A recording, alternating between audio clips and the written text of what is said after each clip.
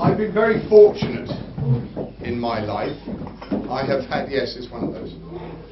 I've had 3 gurus. One of them was my late father, which is probably why I'm late for everything as well. Take after him. One of them was Michael Benting, and one of them was Robert Brydon. So I've only left with one guru. Yes, my gurus are expiring. Quickly, Bob. Gurus is a bad job. From Robert, go on. Apart from being an ethnologist who, having run out of African tribes to study, decided to study the Freemasons and secret societies, which I won't draw any analogy. I'll probably be taking out my trousers and cut off. But Robert is one of the leading experts in Europe on secret societies, quite seriously. Robert is also the archivist. No, historian. I wish you'd drop the word. Historian. Archivist. Well, it makes you sound too dusty, does it? No. Right. Robert is also the historian for the Scottish Knights Templar. And Robert, who wasn't allowed to come out and play today because he hasn't been well, and his Ugo Sturmbannführer, this person here, who bullies him, wouldn't let him out to play. Robert will now say a few words on the history of Knights Templar, and no, I'm shaking his No, go on. And, well, he's going to say something anyway, and if nobody else believes it, I probably shall. Robert, the floor is yours. Well, ladies and gentlemen, from a guru to a git in one easy lesson. And Lizzie just said to me when she said you're going to speak here, she says, what are you going to do about it? And I said, I'm going to tell the police. I said, what are you going to tell the police? She said, I'm going to tell the police they're all here. I've got all the names and addresses. Okay? She said, they'll pay you. I said, no, I'll pay them. So you're all actually under arrest. How's that? He's wearing his MI5 badge, I should point out, so it might be true. I'm MI4.5. I never made MI5. MI9 carrier, which is radar. Well, he wants me to say something about the Templars, of course, and what can one say? One can say that there's a great deal of misinformation regarding Templars in Scotland and actually everywhere else. And as I grow older, so does the truth, where all this is concerned, and dies the death and turns into popular belief systems, which of course is what happens to native tribes and their belief systems. In fact, I remember in South Africa saying, having looked at some material that looked exactly like stone fortification from Scotland, said, stop the car, I must go across this. This was the 2 anthropologists, both South African, and said, I must look at this stuff. So they stopped the car. I got out, looked at it, and ran back to the car and said, it's incredible. There are stone structures exactly like this in Scotland. And he said, well, what do you want to do about it? And I said, I want to come here and study it. And Aeneas said to me, Bob, do me a favour. Don't come here and study it. I said, why not? He said, well, we have a study group here. It's called the Special Branch. And if you study native art here, they will study you. So we didn't go to Africa.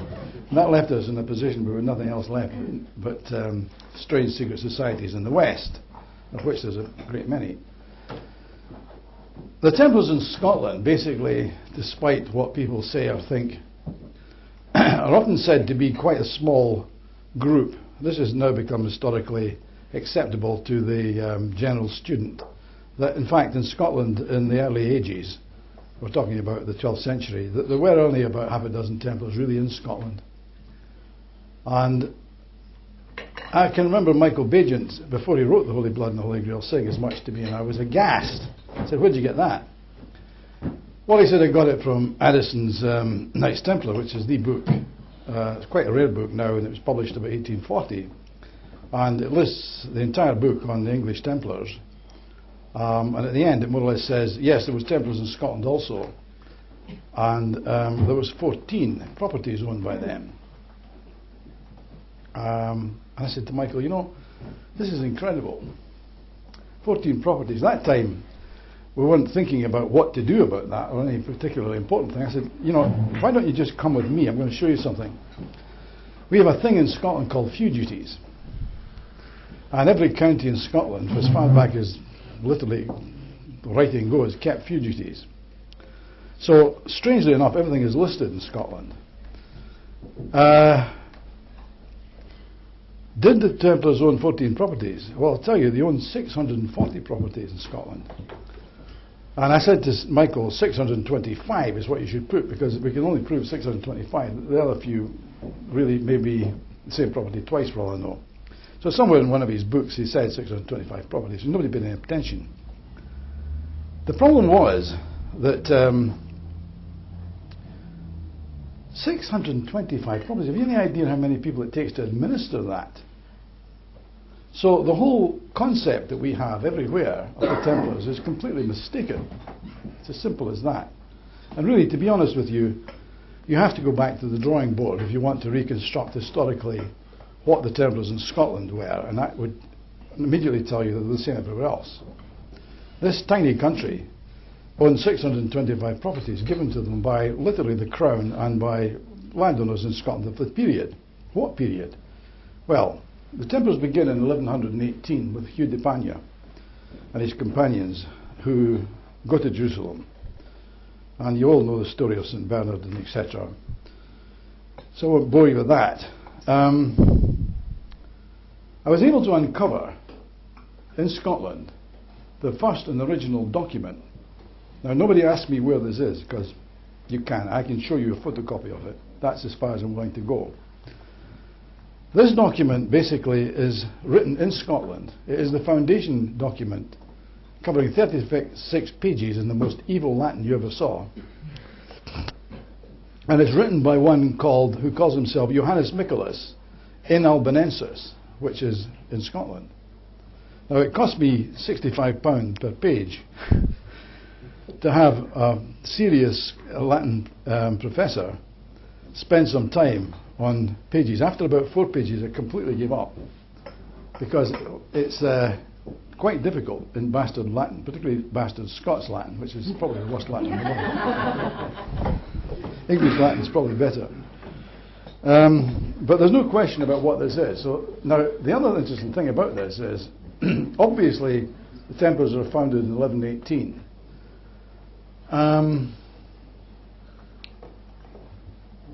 We know this hasn't got a date, but what it is clear, that the lands and other things that it's talking about is being gifted by David I of Scotland. So we know, and this is academically, by the way, been fully examined, and it's perfectly genuine, unlike some other Templar documents that float around the world. This one is truly genuine. And it is no question that I'm thinking of the Arminius chapter for anybody that's into that kind of thing. This Rule Moderne, as it's called in French, there is a French version called Rule Moderne. In fact, every country had one, but most of them are missing. Scots throw nothing away. The situation with this document is that David I came to the throne somewhere around about about the same period, about 1118 or something like that. Somebody who's better in Scottish history, do you know? Anyway, it's that date. He died as King of Scotland in 1140. So academically, this document is known to be somewhere between, say, 1120 and 1140. So it's in that 20-year period, which is very, very early. I mean, it could be, for all we know, 1122. On the other hand, it could be 1138. You please yourself. But nevertheless, it's a very early document to have a foundation document of that period. So there's no doubt that the foundation of the Templars in Scotland took place at that time.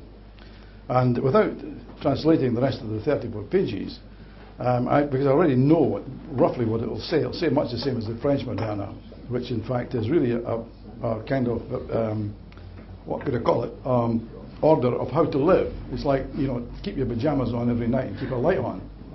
And that actually is part of it. The Templars maybe weren't guilty of what they're accused of, but there's a lot of this might come from the fact that this is in the Rule Moderna for every country.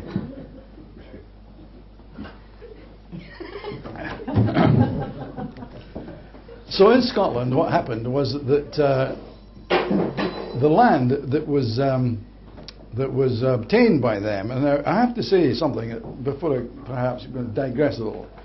There's a very popular story going around just now, in print and elsewhere, that, oh my God, the Templars and the Sinclairs. The Sinclairs were never Templars. There is no proof of that. In fact, says the popular story, they gave evidence against the Templars at their trial in 1309.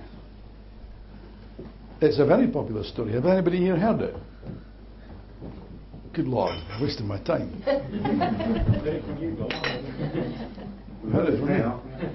Well, anyway, the facts are that I'll come back to that later then, if none of you have heard it.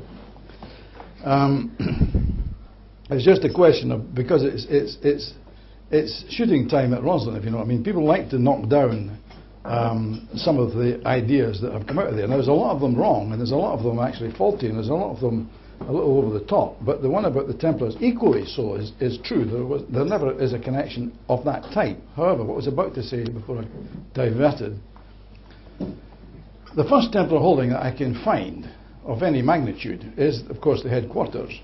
Now, the headquarters are at Temple Village now. It was then called Ballintradoch. So they're given a large piece of property at the bottom of a strange valley with a small river in it. In fact, it's the Esk, I think.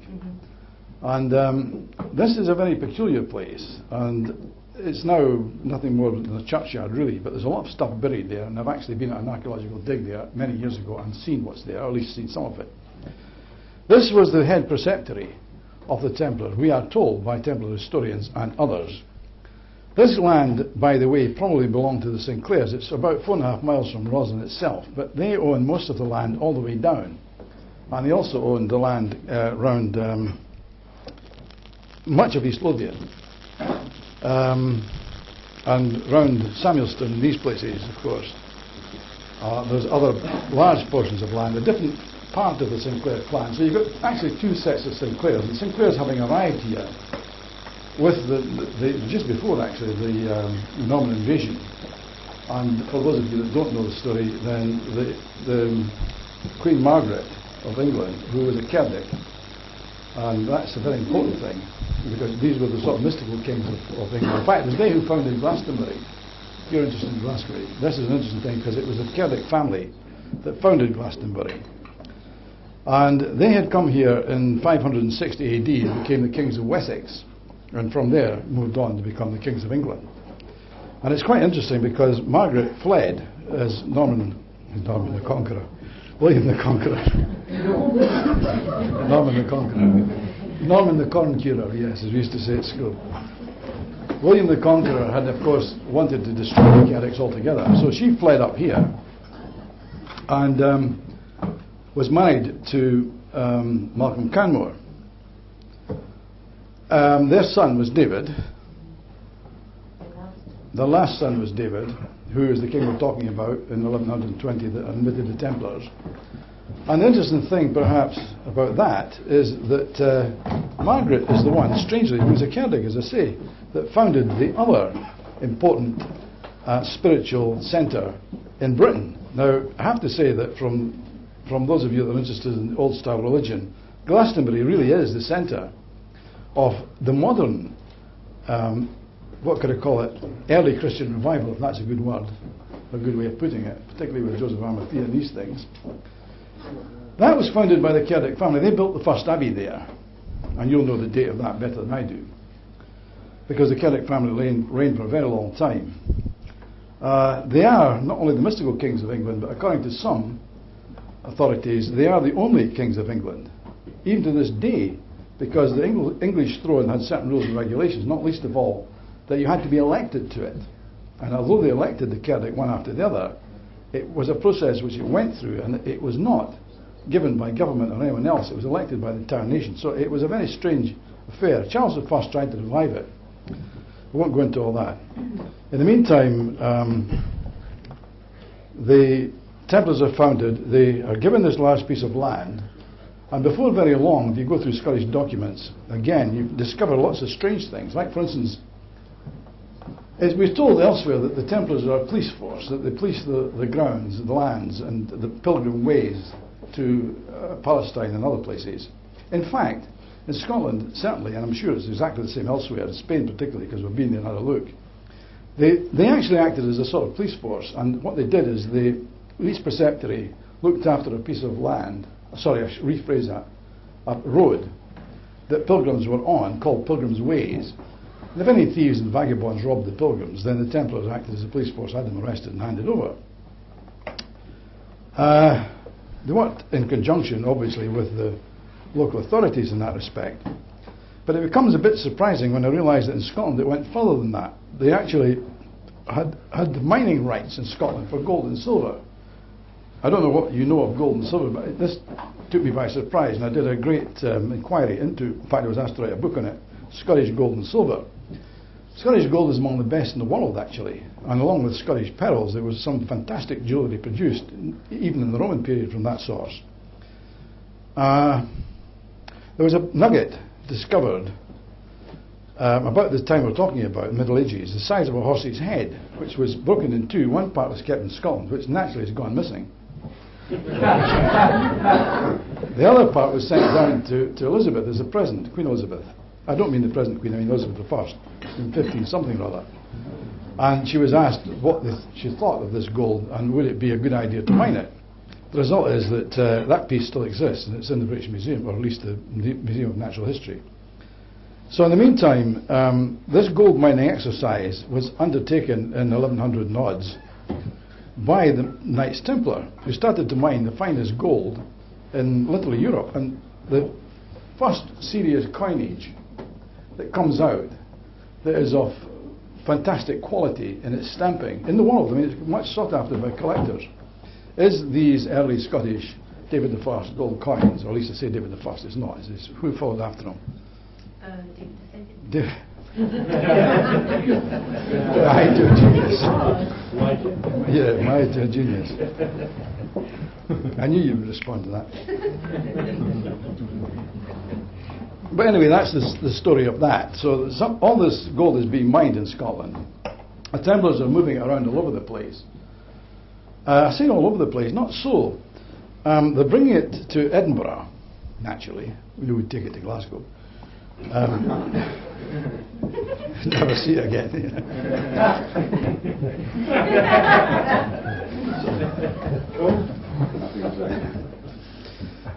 But it was the silver mines of Torfichan are huge and enormous. Strangely enough, they're now used by the police for pistol practice, and for some reason or another, and you get shot if you go anywhere near them. But these silver mines, called Hildeston mines, were among the biggest in the world, and the Templars then were sometimes known locally as the Silver Knights, because they sometimes were buried, supposedly in silver armour, but in actual fact, of course, it's probably because of the fact that they were dealing with the silver. Now, the silver came in the first instance, they mined it in Hildeston, Torfichan, moved it to Linlithgow, and I've seen the sites where they milled it and turned it into silver from the ore, and then brought these silver bars down through Linlithgow and other such little small towns all the way to Leith, where there was a how can I put it to you, outpost of the Teutonic Knights, and they took the silver, and the silver was exported through into the Baltic from Scotland. And this was quite a big trade.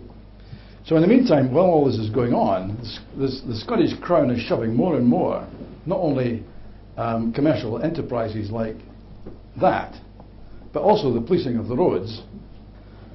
And suddenly you find that an awful lot of property has been put into the hands of the Knights Templar. And by certainly the 13th century, they're owning 620 properties or more. I mean, in these properties are mixed. A lot of them are tenements down in Edinburgh, St Andrews, Glasgow, and other places. Some of them are farms, fields, and castles, and all sorts of things. I mean, it's just an extraordinary amount of work to go through it all. But luckily, there's a solicitor in Edinburgh who, in the early 19th century, became very worried about the fact that ownership of land in Scotland might cause a terrible problem, because this stuff hadn't been properly passed over. And I'll get to that in a minute further if anybody's interested. In the meantime, let's stick with the Templars up until the time of when it would have been passed over, and that is the papal bull that says the Templars have to be put out of business altogether, disbanded, and put to the torch, like De Molay, or the candle in Stephen's case, and otherwise tortured to reveal the whereabouts of various monies and etc., etc., etc., and admit their various heresies, which you probably all know about in the sense that it's fairly common knowledge. Philip the Fair and the Pope in conspiracy to destroy perhaps the biggest order that the world has ever seen up until the invention of the CIA, which is actually numerically true. How were the Templars then organised in that sense? Well, there was three parts really. The Templar Knights, you really had to be of noble birth, certainly in the first instance. Although I do find a number of Templars in Scotland that certainly were not of noble birth that turned up for the trials. They seemed to be very ordinary Scots, in fact.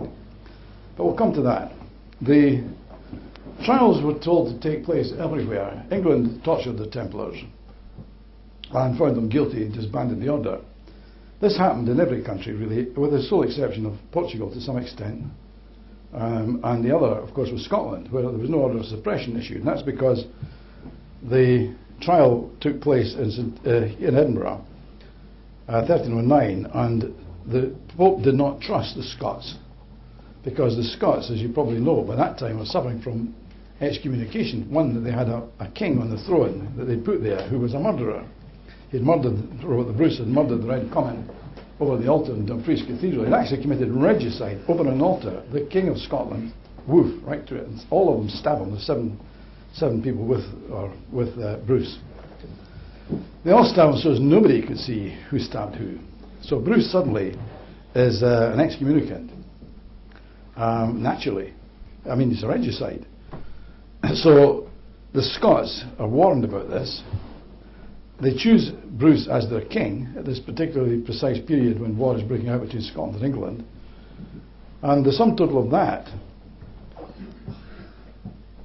how could I put it?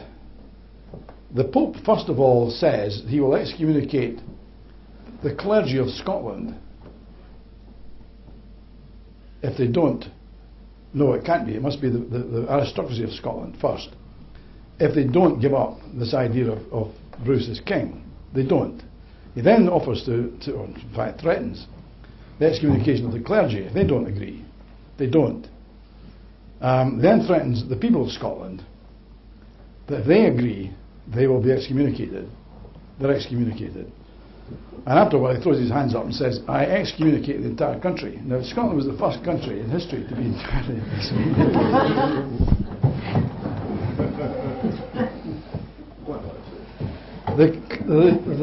At the time internationally, the penalty for aiding and abetting fugitive Templars was excommunication.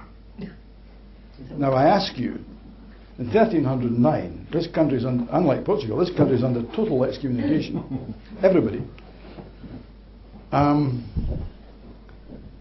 Helping and aiding and abetting fugitive Templars, threat excommunication, that includes England. Where to go but dear old Scotland? So the theory that some have had, not without any direct proof that I can see, that a large number of Templars landed up in Scotland from Europe and from England in particular, seems a reasonable conclusion to draw, at the very least. However, there's a lot more to these trials than just the very simple things that some people seem to think. For instance, the chairman of the trial is in fact Lamberton, yes, Archbishop Lamberton from St Andrews. Now he's one of the secret supporters of Bruce. Everybody knows that. It's a matter of Scottish conspiratorial history. The Pope thinks maybe these Scots aren't reliable, maybe excommunicants, but they're never going to get back unless they toe the line. So I'm sending the papal legate, John Solario, to look after this trial, make sure the chairman does what he's supposed to do, find them guilty. So sure enough, they're sent, and John Solario oversees the trials. And the first thing that happens, I've read the trials. The trials that exist in Scotland, believe it or not, they're in, again, bastard Latin, but they exist and they've been translated. The trials make it clear that what has happened is one or two strange accusations are made against the Templars. One, that they nailed someone's hand to a door. They say, no, our hand got jammed in the door. Now, I have to point out, I should say, before I got to that point, the Templars in Scotland say we're willing to turn up for the trial, but only by sending those who will volunteer to turn up. The Papal Legate says, where are they all? How many? Don't know, says anybody. Nobody knows how many Templars there are. He said, well, what we're going to do, we need to get them all arrested. The court says, well, we can't arrest them all because we don't know where they are. They could be on Isle of Mull, for all we know. And he said, the Papal Legate more or less said, well, we want them here and you must order them. They said, yeah, we'll order them. But they must come voluntarily. So they did. And about half a dozen of them turned up. Given their names, so we know what their names are, and certainly the Sinclairs aren't among that. And they come forward saying, we represent the rest of our brethren and we're willing to be tried by this court. And the prosecution, who is really John Solario, brings forward all sorts of people. Anybody you can find that says anything, and that's what the funny thing is, nobody says very much. They say, well, he got his hand, they nailed her hand. No, he said they got caught in the door. And this is the level of this thing. It's actually extraordinary to read it and see how petty it all is. And they call, and I have to point out, this is where the Sinclairs come in, they call for the witnesses to this. They call anybody who is anybody forced to come forward, actually literally petition. So it happens that the Sinclairs are the sheriffs of the district. And they, of course, probably own the land at Ballintradoch Temple anyway, and possibly gifted it to them, to the Templars that is. And suddenly the sheriff of the district, who of course is part of the crown and part of the establishment, is called to give evidence for the prosecution. Well, there's not much, he can't really walk forward and give evidence for the Templars. This is what people are saying at the moment. He gave evidence against them. Yes, he gave evidence against them. That's perfectly true. He was acting for the prosecution. His two brothers, Sinclair brothers, sheriff and his brother, from Roslin, gave evidence as part of the prosecution. Other parts of the prosecution were Dominicans of all sorts and a variety of other people, none of whom seemed to make any case for anything. And in fact, many of them, this is the prosecution witnesses, basically said, there wasn't really very much going on that we could see. And then they brought forward basically the other party. I think they brought forward those for the Templars first. And they gave evidence that everything was perfectly all right, and there was absolutely nothing to see that was wrong or bad or wicked or evil. They didn't see them kissing bottoms or three-faced heads or anything else, or cats or God knows what else. And then comes the Sinclairs. And by this time, I assure you, there is nothing said that could mean a damn thing. And the Sinclairs' evidence comes forward, and they're asked, well, what have they got to say? And the evidence is this: we agree with everything that everybody else has said. That's it. And I think the prosecution must have said, wait a minute, who do you mean? They said, everybody, basically. Everything that everybody said at this court, we totally agree with. That's the sum total of the anyway. So John Solario brings forward the verdict, not proven. Not proven. No evidence for guilt of anything is brought and proved or in any way established. However, one has to remember certain other factors. The Templars as individuals in Scotland may or may not be guilty of heresy. The entire order, on the other hand, is established from Rome, and Rome has the right over everything, including the regalia, their wealth, and you name it. That belongs to Rome. This is a Catholic order, and everything eventually devolves back to where it began, Rome. So there's no way that they weren't defrocked in a sense. In other words, they cannot wear the regalia, they cannot wear their cloaks. There is no chance. This is in 1309. Now, by 1314, we're being told by others in Scotland that the Templars turned up at the Battle of Bannockburn. This is possibly true. I mean, I can't imagine anything more likely than a great many Frenchmen, Germans, and particularly Englishmen were here with some experience of battle and took a hand in Bannockburn, but there is absolutely no way that these people were wearing Templar cloaks or regalia of any kind, or flying Templar flags, or coming over the top of a hill dressed as Templars and shouting, "Go back, you know, go back." None of this happened. Bannockburn was a phenomenal victory for Scotland. Scotland took off the battlefield of Bannockburn the equivalent of 20 years its national income. So, and I might add, that Bannockburn was not just an English battle. If you read the details of who turned up at Bannockburn, half of Europe was there. It's like the attack on Afghanistan in the 1840s, when they took their foxhounds, their golf clubs, their tennis rackets, their wives, their silver, their best dress, and moved in and took over Kabul. This is what happened. And what had happened is that Edward, at that time, had promised half of Europe that if Scotland was taken as an excommunicate nation, they could commit total genocide. And the land would be given to any of these upmarket Europeans or Englishmen who were there. It would be passed out, thanks very much, goodbye Scotland, and everything in it. Now it's actually frightening. So everybody in Scotland knew perfectly well. By the way, this lot left London and took them weeks and weeks, if not months, to get up here. And some say that when the one part of the army was, the vanguard of the army was arriving in Scotland, was it the other way around? The van was coming from behind. The one lot is arriving when the other lot, they're leaving Newcastle. So wagons, trucks, trains, you name it, all there. Trains and wagons, I mean, not really trains. Just in case any of you mistook that. This battle places Scotland in a unique position. There's a great deal more research needs to be done in Scotland about what happens to Templars after that battle. The influence on Freemasonry, and you name it, is said to originate from that point, and that was another story. I could go in for that forever, so I won't. In Scotland, what they do is these huge amount of properties are ordered by the Crown, not by the Crown, I beg your pardon, by the Pope to be handed over to the Knights of St John.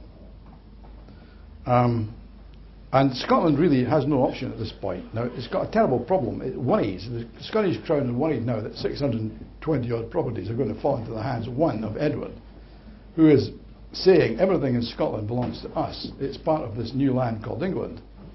And therefore the Templars up there are under English dominion. He'd been saying that for years, even since literally he'd come to the throne. There was no such thing as Scotland. It was a rebellious part of England. So there's no such thing as Scottish Templars. They're English Templars, even though they're in Scotland. Some of the Templars had Scottish names, which is interesting, like Clifton. He has a terrible problem, I think, the Pope, with this. Edward is ambitious, and he believes that he can destroy the whole idea of a separate Scottish nation.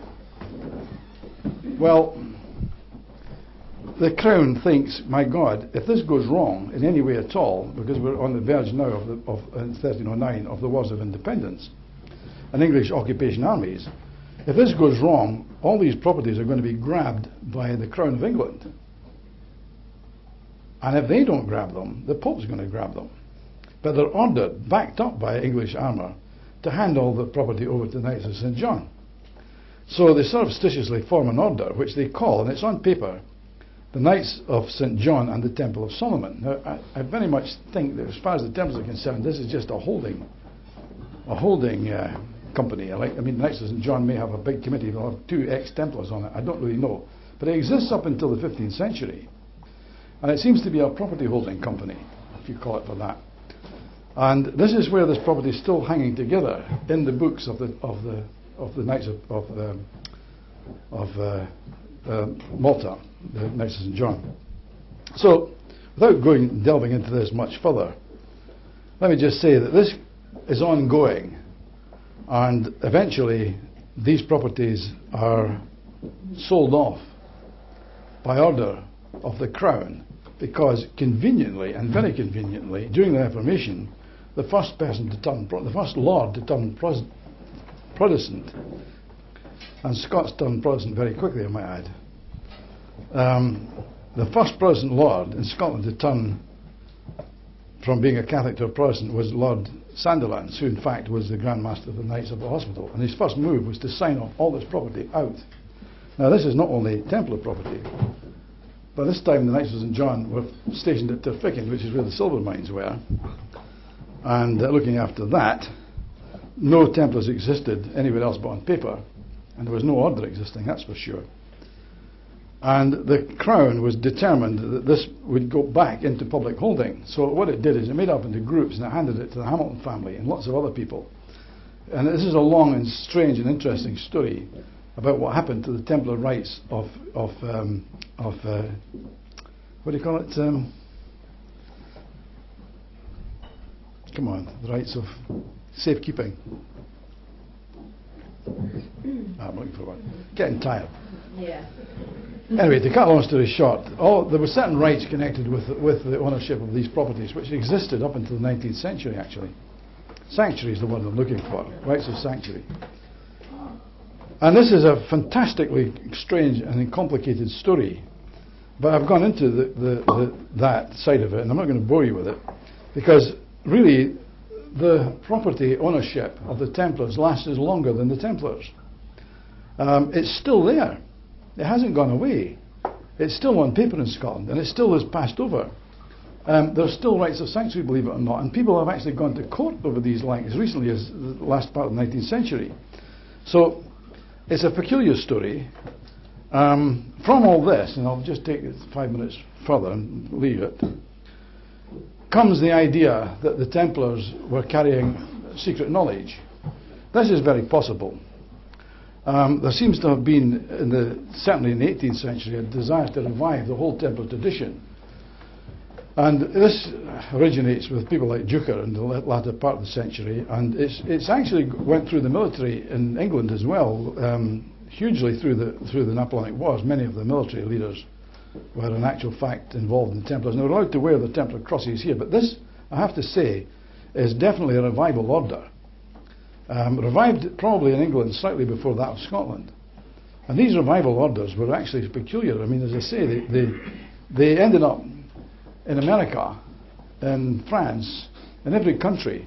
There was a kind of Templar revival through these various wars. And every war attracted a sort of Templar attitude. I think, to be honest with you, it's the idea of a soldier monk, someone who's taken a vow that is both monastic on the one hand and how can I put it, military on the other.